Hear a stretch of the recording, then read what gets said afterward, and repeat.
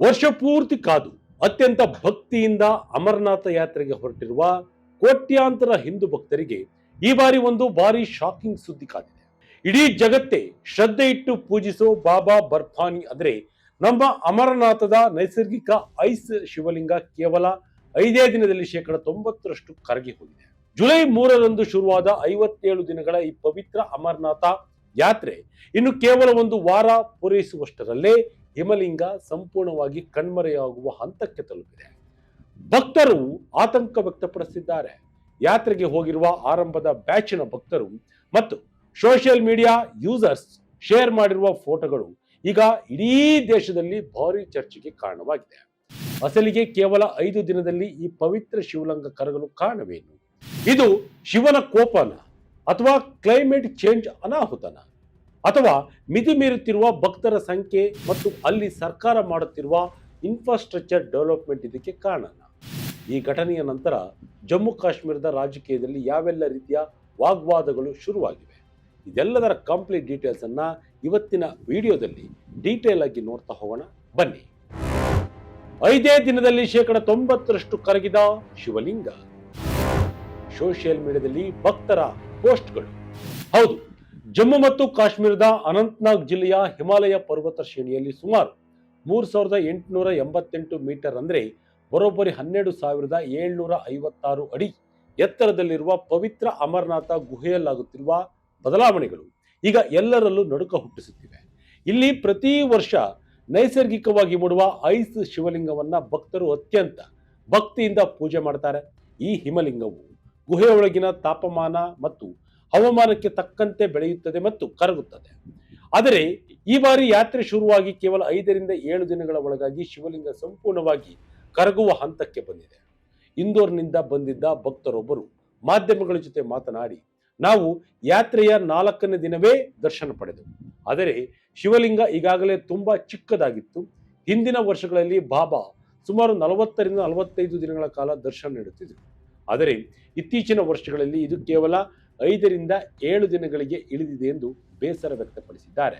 Shri Amarnath shrine board ಅಂದ್ರೆ SASB ಇನ್ನು ಇದರ ಬಗ್ಗೆ ಯಾವುದೇ ಅಧಿಕೃತ ಸೈಂಟಿಫಿಕ್ ಅಸೆಸ್ಮೆಂಟ್ ಅಥವಾ ವರದಿಯನ್ನ ನೀಡಿಲ್ಲವಾದರೂ ಅಲ್ಲಿಗೆ ಭೇಟಿ ನೀಡಿರುವ ಪತ್ರಕರ್ತರು ಮತ್ತು ಭಕ್ತರು ಶಿವಲಿಂಗ ಬಹುತೇಕ ಕರಗಿ ಹೋಗಿದೆ ಅನ್ನೋದನ್ನ ಕನ್ಫರ್ಮ್ ಮಾಡಿದ್ದಾರೆ. ಹಿಮಾಲಯದಲ್ಲಿ ಹೆಚ್ಚಾಗ್ತಿದೆಯಾ ಗ್ಲೋಬಲ್ ವಾರ್ಮಿಂಗ್? ಹಿಂದಿನ ವರ್ಷಗಳಿಗಿಂತ ಈ ಬಾರಿ ಬೇಗ ಕರಗಿದ ಶಿವಲಿಂಗ. ವಿಜ್ಞಾನಿಗಳು ಮತ್ತು ಪರಿಸರ ತಜ್ಞರು ಬಹಳ ಹಿಂದಿನಿಂದಲೇ ಒಂದು ದೊಡ್ಡ ವಾರ್ನಿಂಗ್ ಅನ್ನ ನೀಡುತ್ತಾ ಬಂದಿದ್ದಾರೆ. ಅದೇನೆಂದ್ರೆ, ಇಡೀ ಪ್ರಪಂಚದ ಬೇರೆ ಪರ್ವತ ಪ್ರದೇಶಗಳಿಗೆ ಹೋಲಿಸಿದ್ರೆ ಹಿಮಾಲಯ ಪರ್ವತಗಳು ಅತ್ಯಂತ ವೇಗವಾಗಿ ಬಿಸಿಯಾಗುತ್ತಿವೆ. ಜಮ್ಮು ಮತ್ತು ಕಾಶ್ಮೀರದಲ್ಲಿ ತಾಪಮಾನ ಹೆಚ್ಚಾಗುತ್ತಿರುವುದು, ಹಿಮಪಾತದ ಮಾದರಿ ಬದಲಾಗುತ್ತಿರುವುದು ಮತ್ತು ಗ್ಲೇಸಿಯರ್ಗಳು ಕರಗುತ್ತಿರುವುದು ಇದಕ್ಕೆ ಪ್ರತ್ಯಕ್ಷ ಸಾಕ್ಷಿಯಾಗಿದೆ. ಅಮರನಾಥ ಗುಹೆಯ ಸುತ್ತಮುತ್ತಲಿನ ವಾತಾವರಣದಲ್ಲಿ ಸ್ವಲ್ಪವೇ ಉಷ್ಣಾಂಶ ಹೆಚ್ಚಾದರೂ ಕೂಡ ಅಥವಾ ಗುಹೆಯ ಒಳಗಿನ ತೇವಾಂಶ ಅಂದ್ರೆ ಹ್ಯೂಮಿಡಿಟಿ ಬದಲಾದರೂ ಅದು ನೇರವಾಗಿ ಹಿಮಲಿಂಗದ ಮೇಲೆ ಪರಿಣಾಮ ಬೀರುತ್ತದೆ. ಹಾಗೆ ನೋಡಿದರೆ ಶಿವಲಿಂಗ ಬೇಗ ಕರಗುತ್ತಿರುವುದು ಇದೇ ಮೊದಲನೇನಲ್ಲ. ವರದಿಗಳ ಪ್ರಕಾರ 2018ರಲ್ಲಿ ಶಿವಲಿಂಗ ಕೇವಲ 29 ದಿನಗಳಲ್ಲಿ ಕರಗಿತ್ತು. 2020ರಲ್ಲಿ 38 ದಿನಗಳಲ್ಲಿ, 2022ರಲ್ಲಿ 28 ದಿನಗಳಲ್ಲಿ ಮತ್ತು 2024ರಲ್ಲಿ ಕೇವಲ 1 ವಾರದೊಳಗೆ ಕರಗಿತ್ತು. ಈ ವರ್ಷ 2026ರಲ್ಲಿ ಕೇವಲ 5 ದಿನದಲ್ಲಿ ಶಿವಲಿಂಗ 90% ಕರಗಿರುವುದು ಪರಿಸರ ವಿಕೋಪ ಎಷ್ಟು ವೇಗವಾಗಿ ಆಗ್ತಿದೆ ಅನ್ನೋದನ್ನ ತೋರಿಸ್ತಾ ಇದೆ. ದಿನೇ ದಿನೇ ಯಾತ್ರಿಕರ ಸಂಖ್ಯೆ ಮಿತಿ ಮೀರುತ್ತಿದೆಯಾ? PDP ನಾಯಕಿ ಇಲ್ತಿಜಾ ಮುಫ್ತಿ ಆರೋಪವೇನು? ಪೀಪಲ್ಸ್ ಡೆಮೊಕ್ರೆಟಿಕ್ ಪಾರ್ಟಿ ಅಂದ್ರೆ PDP ನಾಯಕಿ ಇಲ್ತಿಜಾ ಮುಫ್ತಿರವರು ಈ ಘಟನೆಯ ಬಗ್ಗೆ ಸೋಷಿಯಲ್ ಮೀಡಿಯಾ ಪ್ಲಾಟ್ಫಾರ್ಮ್ ಎಕ್ಸ್ ನಲ್ಲಿ ಭಾರಿ ಕಳವಳವನ್ನ ವ್ಯಕ್ತಪಡಿಸಿದ್ದಾರೆ. ಕಾಶ್ಮೀರದ ರಾಜಕೀಯದಲ್ಲಿ ಪರಿಸರ ಅನ್ನೋದು ಒಂದು ಬಲಿಪಶುವಾಗಿದೆ ಅಂತ ಅವರು ಆರೋಪಿಸಿದ್ದಾರೆ. ಕಾಡಿನಲ್ಲಿ ಮರಗಳನ್ನ ಕಡಿಯುತ್ತಿರುವುದು, ಅಕ್ರಮ ಗಣಿಗಾರಿಕೆ, ಕಸದ ಅವ್ಯವಸ್ಥೆ ಮತ್ತು ನೀರಿನ ಮಟ್ಟ ಕುಸಿಯುತ್ತಿರುವುದು ಇದಕ್ಕೆ ಮುಖ್ಯ ಕಾರಣ ಎಂದಿದ್ದಾರೆ. ಅಷ್ಟೇ ಅಲ್ಲದೆ ಅವರು ಒಂದು ಇಂಟ್ರೆಸ್ಟಿಂಗ್ ಮಾಹಿತಿಯನ್ನು ಕೂಡ ಹಂಚಿಕೊಂಡಿದ್ದಾರೆ. ಸುಪ್ರೀಂ ಕೋರ್ಟ್ ಆದೇಶದ ಪ್ರಕಾರ ಅಮರನಾಥ ಯಾತ್ರೆಗೆ ಕೇವಲ ದಿನಕ್ಕೆ 10,000 ಜನರಿಗೆ ಮಾತ್ರ ಅವಕಾಶ ನೀಡಬೇಕು. ಆದರೆ ಈ ಬಾರಿ ಕೇವಲ ಮೊದಲ 5 ದಿನಗಳಲ್ಲೇ 1.13 ಲಕ್ಷಕ್ಕೂ ಹೆಚ್ಚು ಜನರು ದರ್ಶನ ಪಡೆದಿದ್ದಾರೆ. ಅಂದರೆ ಸರಾಸರಿ ದಿನಕ್ಕೆ 22,000ಕ್ಕೂ ಹೆಚ್ಚು ಜನರು ಭೇಟಿ ನೀಡುತ್ತಿದ್ದಾರೆ. ಇದು ಸುಪ್ರೀಂ ಕೋರ್ಟ್ ನಿಗದಿಪಡಿಸಿದ ಲಿಮಿಟ್ಗಿಂತ 2 ಪಟ್ಟು ಹೆಚ್ಚು. ಭಕ್ತರ ಸಂಖ್ಯೆಗಿಂತ ಪವಿತ್ರ ಗುಹೆಯ ರಕ್ಷಣೆ ಮುಖ್ಯವಾಗಬೇಕು ಎಂದು ಮುಫ್ತಿ ಹೇಳಿದ್ದಾರೆ. ಅಲ್ಲದೆ ಗುಹೆಯ ಹತ್ತಿರ ಮಾಡುತ್ತಿರುವ ಅನಗತ್ಯ ಕನ್ಸ್ಟ್ರಕ್ಷನ್ ಕೆಲಸಗಳು ಮತ್ತು ಪ್ರಸ್ತಾಪಿತ ರೋಪ್ ವೇ ಪ್ರಾಜೆಕ್ಟ್ಗಳು ಈ ಪ್ರದೇಶದ ಪರಿಸರವನ್ನ ಸಂಪೂರ್ಣವಾಗಿ ಹಾಳು ಮಾಡುತ್ತಿವೆ ಎಂಬ ಆತಂಕವನ್ನು ಕೂಡ ಅವರು ವ್ಯಕ್ತಪಡಿಸಿದ್ದಾರೆ. ನಮ್ಮ ಕೈಯಲ್ಲಿ ಏನೂ ಇಲ್ಲ, ಎಲ್ಲ ದೇವರ ಇಚ್ಛೆ. ಸಿಎಂ ಒಮರ್ ಅಬ್ದುಲ್ಲಾ ಹೀಗೆ ಹೇಳಿದ್ದು ಯಾಕೆ? ಇಲ್ತಿಜಾ ಮುಫ್ತಿರವರ ಈ ಆರೋಪಗಳಿಗೆ ಜಮ್ಮು ಮತ್ತು ಕಾಶ್ಮೀರದ ಮುಖ್ಯಮಂತ್ರಿ ಒಮರ್ ಅಬ್ದುಲ್ಲಾ ಕೂಡ ರೆಸ್ಪಾಂಡ್ ಮಾಡಿದ್ದಾರೆ. ಭಕ್ತರ ಸಂಖ್ಯೆಯ ಮೇಲೆ ಈಗಾಗಲೇ ಲಿಮಿಟ್ ಹೇರಲಾಗಿದೆ ಮತ್ತು ಸುಪ್ರೀಂ ಕೋರ್ಟ್ ನೀಡಿರುವ ಆದೇಶವನ್ನ ಶ್ರೈನ್ ಬೋರ್ಡ್ ಕಡ್ಡಾಯವಾಗಿ ಪಾಲಿಸುತ್ತಿದೆ ಎಂದು ಸ್ಪಷ್ಟಪಡಿಸಿದ್ದಾರೆ. ಇನ್ನು ಶಿವಲಿಂಗ ಕರಗುವ ವಿಷಯದ ಬಗ್ಗೆ ಮಾತನಾಡಿದ ಸಿಎಂ ಅಬ್ದುಲ್ಲಾ, ಶಿವಲಿಂಗ ಕರಗುವುದು ದೇವರ ಇಚ್ಛೆ. ಈ ಬಾರಿ ಅದು 6 ದಿನಗಳ ಕಾಲ ಇದ್ದರೆ ಅಷ್ಟೇ ದಿನ ಇರುತ್ತದೆ. ಅದು ಎಷ್ಟು ದಿನ ಉಳಿಯಬೇಕು ಎಂಬುದನ್ನು ಕಂಟ್ರೋಲ್ ಮಾಡೋದು ನಮ್ಮ ಕೈಯಲ್ಲಿ ಇಲ್ಲ ಎಂದು ಹೇಳಿದ್ದಾರೆ. ಇನ್ನು ಮತ್ತೊಂದೆಡೆ ಜಮ್ಮು ಮತ್ತು ಕಾಶ್ಮೀರದ ಲೆಫ್ಟಿನೆಂಟ್ ಗವರ್ನರ್ ಮನೋಜ್ ಸಿನ್ಹಾ ಅವರು ಬಾಲ್ಟಾಟ್ನಲ್ಲಿ ಭದ್ರತೆ ಮತ್ತು ವ್ಯವಸ್ಥೆಗಳನ್ನು ಪರಿಶೀಲಿಸಿದ ನಂತರ ಮಾತನಾಡಿದ್ದಾರೆ. ಈ ಬಾರಿ ದಾಖಲೆಯ ಸಂಖ್ಯೆಯಲ್ಲಿ ಭಕ್ತರು ಆಗಮಿಸುತ್ತಿದ್ದಾರೆ ಎಂದು ಅವರು ಹರ್ಷ ವ್ಯಕ್ತಪಡಿಸಿದ್ದಾರೆ.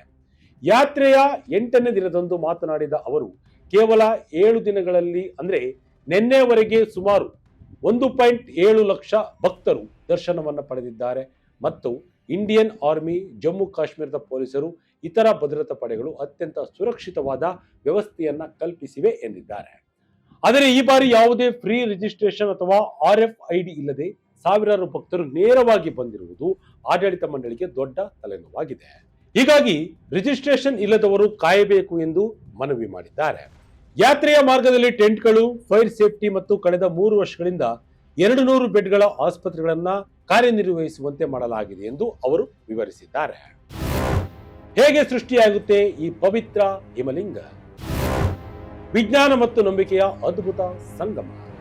ಇಷ್ಟೆಲ್ಲ ಚರ್ಚೆಗಳ ಮಧ್ಯೆ ಪ್ರತಿ ವರ್ಷ ಈ ಹಿಮಲಿಂಗ ಗುಹೆಯೊಳಗೆ ತಾನಾಗಿ ಹೇಗೆ ಸೃಷ್ಟಿಯಾಗುತ್ತೆ ಎಂಬ ಕುತೂಹಲ ಎಲ್ಲರಲ್ಲೂ ಮೂಡುವುದು ಸಹಜ. ಭಕ್ತರ ಪಾಲಿಗೆ ಇದು ಸಾಕ್ಷಾತ್ ಶಿವನ ಪವಾಡವಾದರೆ, ವಿಜ್ಞಾನಿಗಳ ಪ್ರಕಾರ ಇದರ ಹಿಂದೆ ಒಂದು ಅದ್ಭುತವಾದ ಭೂ ವೈಜ್ಞಾನಿಕ ಅಂದ್ರೆ ಜಿಯೋಲಾಜಿಕಲ್ ಪ್ರಕ್ರಿಯೆ ಇದೆ. ಲಂಡನ್ನ ಜಿಯೋಲಾಜಿಕಲ್ ಸೊಸೈಟಿ ಪ್ರಕಟಿಸಿದ IIT ಬಾಂಬೆಯ ಭೂವಿಜ್ಞಾನಿ ಡಿ ಚಂದ್ರಶೇಖರಂ ಅವರ ಅಧ್ಯಯನದ ಪ್ರಕಾರ ಅಮರನಾಥ ಗುಹೆಯ ಮೇಲ್ಭಾಗದಲ್ಲಿರುವ ಸುಣ್ಣದ ಕಲ್ಲು ಮತ್ತು ಜಿಪ್ಸಮ್ ಬಂಡೆಗಳ ಬಿರುಕುಗಳ ಮೂಲಕ ಕರಗಿದ ಹಿಮದ ನೀರು ನಿಧಾನವಾಗಿ ಕೆಳಗೆ ಸೋರುತ್ತದೆ. ಗುಹೆಯ ಒಳಗೆ ಶೂನ್ಯಕ್ಕಿಂತ ಕಡಿಮೆವಿರುವ ತಾಪಮಾನದಿಂದಾಗಿ ಈ ನೀರು ಹನಿ ಹನಿಯಾಗಿ ನೆಲದ ಮೇಲೆ ಬಿದ್ದು ಹೆಪ್ಪುಗಟ್ಟುತ್ತದೆ. ಕಾಲಾನಂತರದಲ್ಲಿ ಈ ಹಿಮದ ಪದರಗಳು ಕೆಳಗಿನಿಂದ ಮೇಲಕ್ಕೆ ಬೆಳೆಯುತ್ತಾ ಒಂದು ಲಂಬವಾದ ಕಂಬದ ಆಕಾರವನ್ನ ಪಡೆದುಕೊಳ್ಳುತ್ತವೆ. ಇನ್ನು ವಿಜ್ಞಾನದಲ್ಲಿ ಸ್ಟಾಲಗ್ರೈಟ್ ಎಂದು ಕರೆಯಲಾಗುತ್ತದೆ. ಇದೇ ಭಕ್ತರು ಪೂಜಿಸುವ ಪವಿತ್ರ ಶಿವಲಿಂಗ. ಚಂದ್ರನ ಚಕ್ರಕ್ಕೆ ಅನುಗುಣವಾಗಿ ಇದು ಬೆಳೆಯುತ್ತದೆ ಮತ್ತು ಕರಗುತ್ತದೆ ಎಂಬ ನಂಬಿಕೆ ಇದ್ದರೂ, ಇಲ್ಲಿಗೆ ಭೇಟಿ ನೀಡುವ ಸಾವಿರಾರು ಭಕ್ತರ ಶರೀರದ ಉಷ್ಣತೆ, ಅಲ್ಲಿನ ವಾತಾವರಣದ ತೇವಾಂಶ ಮತ್ತು ಹವಾಮಾನ ವೈಪರೀತ್ಯಗಳು ಹಾಗೂ ಶಿವಲಿಂಗ ಬೇಗನೆ ಕರಗಲು ಪ್ರಮುಖ ಕಾರಣಗಳಾಗಿವೆ ಎಂದು ವಿಜ್ಞಾನಿಗಳು ಸ್ಪಷ್ಟಪಡಿಸಿದ್ದಾರೆ. ಉಗ್ರರ ದಾಳಿಯ ಭೀತಿಯ ನಡುವೆಯೂ ದಾಖಲೆಯ ಭಕ್ತರು. ಯಾತ್ರೆಯ ವೇಳೆ ಮಹಿಳೆಯ ಸಾಹಸದ ವಿಡಿಯೋ ವೈರಲ್. ಕಳೆದ ವರ್ಷ ಅಂದ್ರೆ 2025ರಲ್ಲಿ ಪಹಲ್ಗಾಮ್ನಲ್ಲಿ ನಡೆದ ಭೀಕರ ಭಯೋತ್ಪಾದನಾ ದಾಳಿಯಲ್ಲಿ 26 ಅಮಾಯಕ ನಾಗರಿಕರು ಪ್ರಾಣ ಕಳೆದುಕೊಂಡಿದ್ದರು. ಹೀಗಾಗಿ ಈ ಬಾರಿ ಅಭೂತಪೂರ್ವ ಭದ್ರತೆಯನ್ನ ಕೈಗೊಳ್ಳಲಾಗಿತ್ತು. ಇಷ್ಟೆಲ್ಲ ಭದ್ರತಾ ಆತಂಕಗಳ ನಡುವೆಯೂ ಭಕ್ತರ ಶ್ರದ್ಧೆ ಕಡಿಮೆಯಾಗಿಲ್ಲ. ಕೇವಲ ಮೊದಲ 4 ದಿನಗಳಲ್ಲೇ 93,000ಕ್ಕೂ ಹೆಚ್ಚು ಭಕ್ತರು ಭೇಟಿ ನೀಡಿದ್ದಾರೆ. ಜುಲೈ 5ರ ವೇಳೆಗೆ 32,000ಕ್ಕೂ ಹೆಚ್ಚು ಜನರು ಮತ್ತು 2ನೇ ದಿನವೇ 20,000ಕ್ಕೂ ಹೆಚ್ಚು ಭಕ್ತರು ದರ್ಶನವನ್ನು ಪಡೆದಿದ್ದು, ಇದು ಕಳೆದ ಕೆಲವು ವರ್ಷಗಳಲ್ಲೇ ದಾಖಲೆ ಮಟ್ಟದಾಗಿದೆ. ಇದೇ ಸಮಯದಲ್ಲಿ ಸೋಷಿಯಲ್ ಮೀಡಿಯಾದಲ್ಲಿ ಕೃತಕ ಕಾಲುಗಳನ್ನು ಹೊಂದಿರುವ ಮಹಿಳೆಯೊಬ್ಬರು ಬಾಲ್ಟಾಲ್ ಮಾರ್ಗವಾಗಿ ಕೋಲು ಮತ್ತು ಕ್ರಚ್ ಹಿಡಿದು ಕಡಿದಾದ ಹಾದಿಯಲ್ಲಿ ಸಾಗುತ್ತಿರುವುದು ವಿಡಿಯೋ ಭಾರಿ ವೈರಲ್ ಆಗಿದೆ. ಜನರ ಭಕ್ತಿಯ ಪರಾಕಾಷ್ಠೆಯನ್ನ ತೋರ್ಪಡಿಸುತ್ತಿದೆ. ಕಟ್ಟಡ ನಿರ್ಮಾಣದಿಂದ ಹದಗೆಟ್ಟ ವಾತಾವರಣ. ವೈಜ್ಞಾನಿಕ ಅಧ್ಯಯನಕ್ಕೆ ಕಾಂಗ್ರೆಸ್ ಒತ್ತಾಯ. ಯಾತ್ರಿಗಳಿಗೆ ಅನುಕೂಲ ಮಾಡಿಕೊಡಲು ಕಳೆದ 2 ದಶಕಗಳಿಂದ ಅಮರನಾಥ ಮಾರ್ಗದಲ್ಲಿ ಭಾರಿ ಬದಲಾವಣೆಗಳಾಗಿವೆ. ರಸ್ತೆಗಳನ್ನ ಅಗಲಗೊಳಿಸಲಾಗಿದೆ. ಕಮ್ಯುನಿಟಿ ಕಿಚನ್ ಅಂದ್ರೆ ಲಂಗರ್ಗಳನ್ನ ಗುಹೆಯ ಹತ್ತಿರಕ್ಕೆ ಸ್ಥಳಾಂತರಿಸಲಾಗಿದೆ. ಸೋಲಾರ್ ಲೈಟಿಂಗ್ ಅನ್ನ ಅಳವಡಿಸಲಾಗಿದೆ ಮತ್ತು ಭಾರಿ ಜೆಸಿಬಿ ಯಂತ್ರಗಳನ್ನ ಬಳಸಿ ರಸ್ತೆಯನ್ನ ನಿರ್ಮಿಸಲಾಗಿದೆ. ಅಲ್ಲದೆ ಶೇಷನಾಗ್ ಮತ್ತು ಪಂಚತರಣಿ ನಡುವೆ ಟನಲ್ ಅಂದ್ರೆ ಸುರಂಗ ಮಾರ್ಗ ನಿರ್ಮಿಸುವ ಪ್ಲಾನ್ ಕೂಡ ಇದೆ. ಆದರೆ ಇವೆಲ್ಲವೂ ಗುಹೆಯೊಳಗಿನ ಮೈಕ್ರೋ ಕ್ಲೈಮೇಟ್ ಅಂದ್ರೆ ಸ್ಥಳೀಯ ಸೂಕ್ಷ್ಮತೆ ವಾತಾವರಣಗಳನ್ನ ಕೆಡಿಸ್ತೇವೆ ಅಂತ ಹೇಳಿ ತಜ್ಞರು ಆತಂಕ ವ್ಯಕ್ತಪಡಿಸಿದ್ದಾರೆ. ಈ ಮಧ್ಯೆ ಕಾಂಗ್ರೆಸ್ ರಾಷ್ಟ್ರೀಯ ವಕ್ತಾರ ಅಶ್ವನಿ ಹಂಡರ್ ಅವರು ಕೂಡ ಲೆಫ್ಟಿನೆಂಟ್ ಗವರ್ನರ್ಗೆ ಮನವಿ ಮಾಡಿದ್ದು, ಇತ್ತೀಚೆಗೆ ಗುಹೆಯ ಹತ್ತಿರ ನಿರ್ಮಿಸಲಾದ ಮಳೆ ಆಶ್ರಯ ತಾಣ ಅಂದ್ರೆ ರೈನ್ ಶೆಲ್ಟರ್ ಸ್ಥಳೀಯ ತಾಪಮಾನವನ್ನು ಹೆಚ್ಚಿಸುತ್ತದೆ ಮತ್ತು ಶಿವಲಿಂಗ ಬೇಗ ಕರಗಲು ಕಾರಣವಾಗುತ್ತಿದೆಯೇ ಎಂಬುದರ ಬಗ್ಗೆ ಸ್ವತಂತ್ರ ವೈಜ್ಞಾನಿಕ ಅಧ್ಯಯನ ನಡೆಸಬೇಕು ಎಂದು ಒತ್ತಾಯಿಸಿದ್ದಾರೆ.